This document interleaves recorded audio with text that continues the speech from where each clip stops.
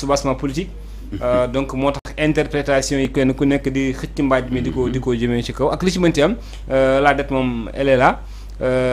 Caché ou non caché, ce qui veut dire que li am njëriñ mooy que mu ngi fii léegi nees la ñuy def ba maintenant transcender ko ensuite ñu xool naka la ñu koy fayee loolu moo ci am solo bi ci des nag aussi mooy la réaction du président Macky Sall via ses avocats ñu ngi rek jox li nga xamante ne ni ñii di yore wàllu koomu réewu Sénégal ngir ñu tontu ko ci ay kàddu wala bokk ci ay këyit yi nga xamante ni mu ngi koy laaj muy rapport Cour des comptes rapport IGF nee nañu nag itam bu fekkente ne nguur gi bañ na leen tontu ci loolu dinañu dem ba ci citation directe mais aussi dinañu sax dem yóbbu yëf yi c'est possible aussi ñu yóbbu ko ba référé am na sax benn avocat bi nga xamante ni tubaab la fas yéene na ñëw fii ci Sénégal ngir mën a rek défendre li nga xamante ni moo di ce dossier là mu mel ni c'est toujours important.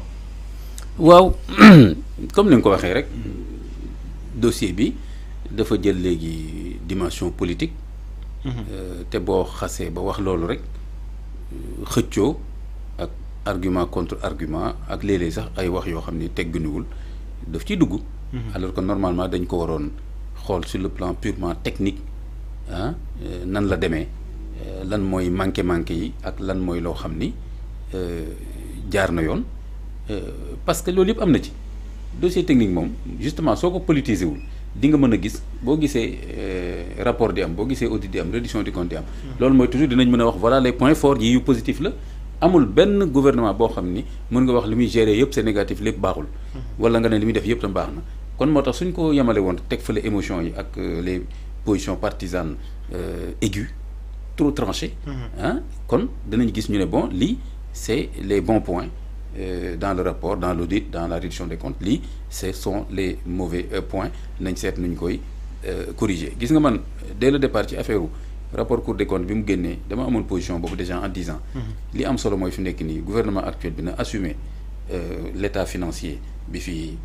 régime bi bàyyi parce que ñoom tam bi ñëwee dañoo assumer bi fi régime bi bàyyi woon Abdou Diouf dafa assumer li fi Senghor bàyyi Wade assumer li fi.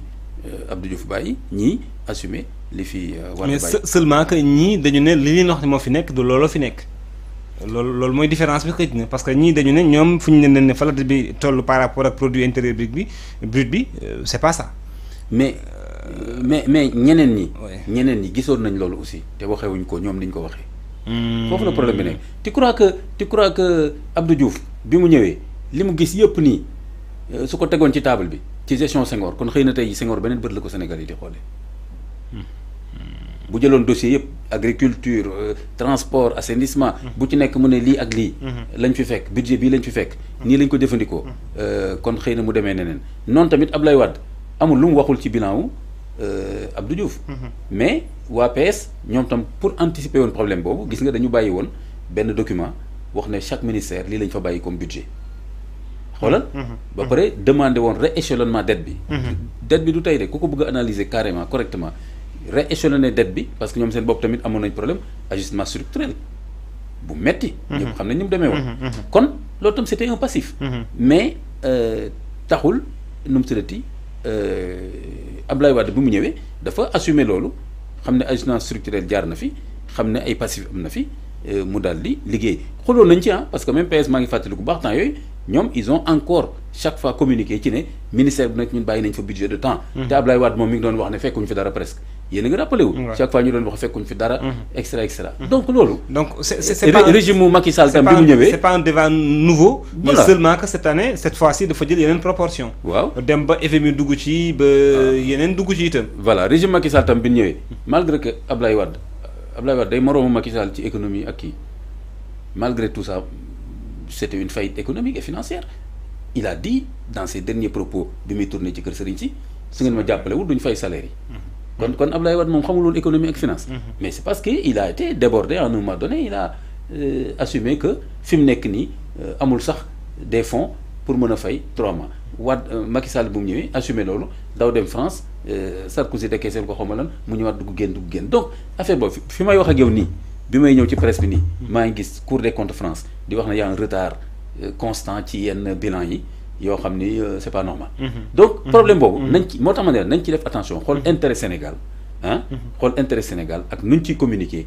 ak crédibilité Sénégal ñi comprendre mais Sénégal dafa soxla une certaine image ni ko réew yëpp soxla mais man soxla naa une certaine image yow soxla nga une certaine image tey jii am na too xam suñ ko waxoon tey ci Ibrahima Sow mais di nga ni lii jaaduwul je suis pas comme ça wala je n'ai pas dit ça donc rawatina nag réew notation yi ñuy wax nii mais réew bu ñu noté te note bi jaarul yoon du la neex day wane ni notation yi bul ko jël bul ko jàppee lu woyof parce que mën la xañ ay milliards d'investissement pour sa réew kon ay égo ak ay trucs partisans bu ko ciital léegi nag dossier bi yooyu yëpp daf cee dugg léegi peu importe proportion bi parce que tey jii man je pense que question bi xam nga lan la je crois que au fond li ma xam et comme ni ma la ko waxee du ñàkk yeneen information ñëw et cetera li ma jàpp mooy que ni fi mu nekk nii ci li ma dégg experts yi wax c'est-à-dire des universitaires ak des techniciens financiers et cetera li ma jàpp mooy que ni c'est beaucoup plus un problème daal lan lañ tuddee dette publique ak yeneen dette est-ce que dañ ko war a boole ci benn compte wala waruñ ko ci boole et cetera mais est-ce que dégg nga fi ba tey ñu wax ne dafa am benn dette boo xam ne dafa am ku ko lekk wala ku ko dugal ci poche am wala gisuñ ko moo tax ma ne leen dette cachée c'est pas un terme approprié parce que lu caché kenn mënu koo gis mais tey jii Ibrahima comment l'actuel gouvernement a fait pour calculer la dette publique et dire qu'aujourd'hui on est à 118, etc. C'est-à-dire à 119 du PIB. Nan lañ ko calculer. On parle de 132% maintenant du PIB. Hein? L'autre beneen question là. Ah, l'autre beneen question là ci débat bi. Voilà. C'est-à-dire qu'en 1 an et demi, ils sont allés à. Il y a presque 30% de dette qui s'est rajouté ci dette bi fi nekkoon aussi. Donc man en tant qu'analyste, je me dis que y a déjà une dette lourde. Boo xam ne ñoom seen bopp ñoo yuuxu mais gis nga fi dette bi toll dañ ko doon nëbb mais dette bu rëy la mais il me semble que ils n'ont pas été conséquents avec le fait que cette dette est lourde. ba pare ñoom tam ñuy foncer. Justificatif yi ñuy doxee mooy que ni réew mi faaw mu dox ils sont obligés de s'endetter aussi pour maintenir réew mi ci dans l'ordre normal des choses. Ok, ça peut être un argument de leur côté. Ouais. Ça peut être un argument de leur côté. Ouais. Mais j'ai vu des experts et des universitaires etc. qui disent que c'est pas forcément la bonne démarche. Donc c'est intéressant mu nekk débat public. Maintenant dama ni la fan la ñu jaar ba am données yu leen may ñu calculer dette bi ba ne c'est à 119%. dama ne Ibrahima bu fekkoon c'était caché fan la ñu jëlee données yi ñu koy calculer. Donc c'était pas caché. Non, c'était pas caché. Misreporting, mal calculé, loolu mooy. waaw kay waaw kay mal reporté. mal calculé waaw kay. ok waaw kay et d'ailleurs. et si c'est mal calculé ça peut être ça mën na nekk tey fu nit ki mu nekk ci mu mal calculé ko comme mën na kaa bañ a nekk aussi. waaw foofu nag laa doon waxee toute vérité n'est pas bonne à dire ñi am intelligence war nañ xam ne ma doon waxee. il y a eu des interprétations qui ont été faites à travers vos propos yi nga fi teniroon samedi. waaw am ñu ko dagg. wax ci loo xamante ne tout le monde sait que aussi vous n'avez jamais tenu ces propos là. J'ai pas dit ça comme ça. jëm ci ne dañoo war a wuruj chiffres yi. Donc quand même ça c'était trop. mais loolu kooku su ma neexee ma def ko citation directe. Vraiment. xam naa yaa ma naan bul dugg ci yooyu rek. voilà non du ma ko def. mais su ma neexoon ma def ko. mais du ma ko def parce que kooku jaru ko. Abdou Aziz lan Sall xaw ma. dama koy tudd ñëpp xam nañ page Facebook am. ah daf ko jarul parce que kooku noonu li ma bëggoon mooy mu ñëw fii débattre ak man sur cette question là sérieusement mu ñëw fii débattre te su déggee li may wax nii na la jox numéro téléphone am mu ñëw fii moom laa wax de mu ñëw fii ñu débattre sur ce sujet là donc après mu commencer par wuruj bi mu génneel ma fan laa ko waxee d'abord avant ñu ko ne ci débat bi alors kooku il faut il y a un minimum d'honnêteté Ibrahima c'est pas que je suis en colère mais il y a un minimum de rigueur ah boo xam ni man j'aimerais bien que les jeunes de mon pays que ñu am ce minimum de rigueur de truc dans les affaires publiques. Suñuy rapporter aussi ñu rapporter ce qui a été dit textuellement. ñu bañ a pour je sais pas pour quelque motivation que ça soit ñu waxal ni quand même lu ñu wax dëgg fa yàlla. C'est tout. léegi dama la bëgg a wax ni bon Ibrahima toute vérité n'est pas bonne à dire je le maintiens xel nangu na ko diine nangu na ko ak bëri loo xam ni xam nga ko te doo ko wax. écoute.